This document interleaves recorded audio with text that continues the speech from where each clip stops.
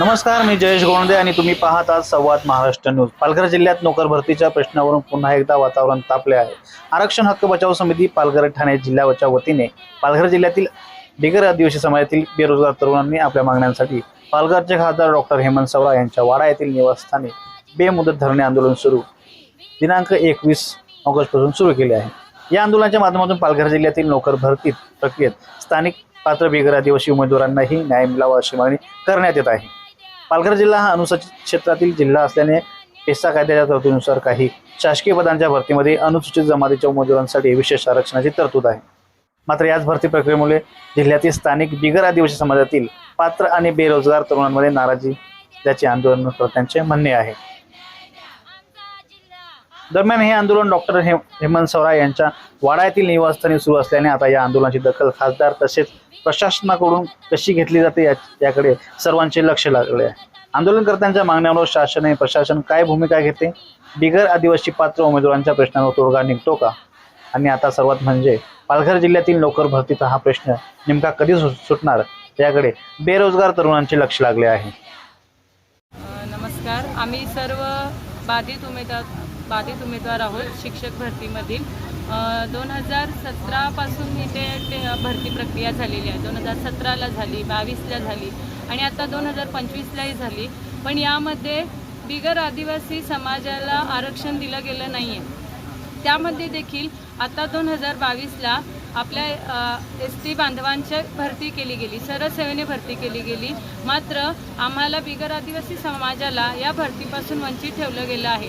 आम्ही सुद्धा त्यांनी धारण केलेलंच पात्रता धारण केलेलं आहोत, पण तरी देखील आम्हाला या सेवेमध्ये जसं त्यांना सेवेत सामावून घेतलं गेलं तसं आम्हाला या सेवेमध्ये सामावून घेतलं गेलं नाही आहे। आमची हीच मागणी आहे की आम्हाला देखील एस.टी. बांधवांप्रमाणे सेवेमध्ये सामावून घेण्यात यावे।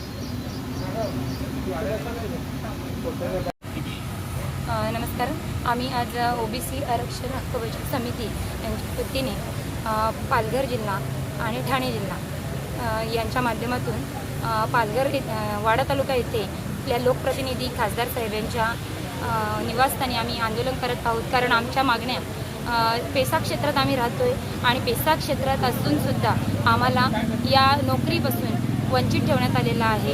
आणि ज्या ज्या भरत्या होतात त्या भरत्यांसाठी संपूर्णपणे जे GR निघतात ते फक्त एकाच जातीसाठी निघतात, एस.टी. प्रवर्गासाठी, आणि या सर्व इतर प्रवर्ग यामध्ये डावळले जातात। म्हणजे सर्व प्रवर्गांना यामध्ये समाविष्ट करणं गरजेचं आहे। कारण आत्ताच 6 ऑक्टोबरला जो सुप्रीम कोर्टाचा आदेश आलेला आहे त्या सुप्रीम कोर्टाच्या आदेशामध्ये सुद्धा दिलेलं आहे की 50% आरक्षित प्रवर्गाला न्याय मिळण्यात यावा किंवा आरक्षित प्रवर्गाची भरती करण्यात यावी। तर आत्ता जी भरती झालेली ती आरक्षित प्रवर्गाला डावलून फक्त एस.टी. प्रवर्गाची भरती केलेली आहे।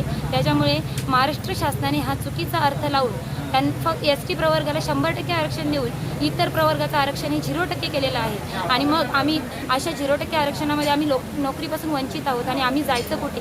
आता बरेचसे विद्यार्थी आहेत, बरेचसे उमेदवार आहेत का ते एजबार झालेले आहेत आणि 2017ची भरती झाली त्याच्यामध्येही आम्हाला डावळलं गेलं, त्याच्यामध्ये इतर प्रवर्गाची भरती झाली नाही। पुन्हा 22ला झाली, 22मध्ये सुद्धा डावळलं गेलं आहे आणि आता 25मध्ये सुद्धा 100% एस.टीच्याच जागा दिल्या गेल्या आहेत। मग आमच्यासारखे इतर प्रवर्गांनी न्याय मागायचा कुठे? आम्ही लोकप्रतिनिधी अनेक वेळा निवेदनं दिलेली आहेत, अनेक वेळा त्यांना त्यांच्याशी चर्चा केलेली आहे, पण आत्तापर्यंत आमचा हा मुद्दा मला वाटतं सरकारपर्यंत पोचलेलाच नाही आहे आणि याच्यावर ठोस असा आम्हाला निर्णय मिळालेला नाही आहे। त्यामुळे आत्ता आम्ही जे आंदोलनाला बसले आहोत ते आत्ता जे आंदोलन आम्ही करत आहोत ते आम्हाला ठोस निर्णय मिळाल्याशिवाय आम्ही इथे आता उठणारच नाही आहेत अशी आमची भूमिका आहे। आणि हे आंदोलन आता तीव्र स्वरूपात उगारण्यात येईल।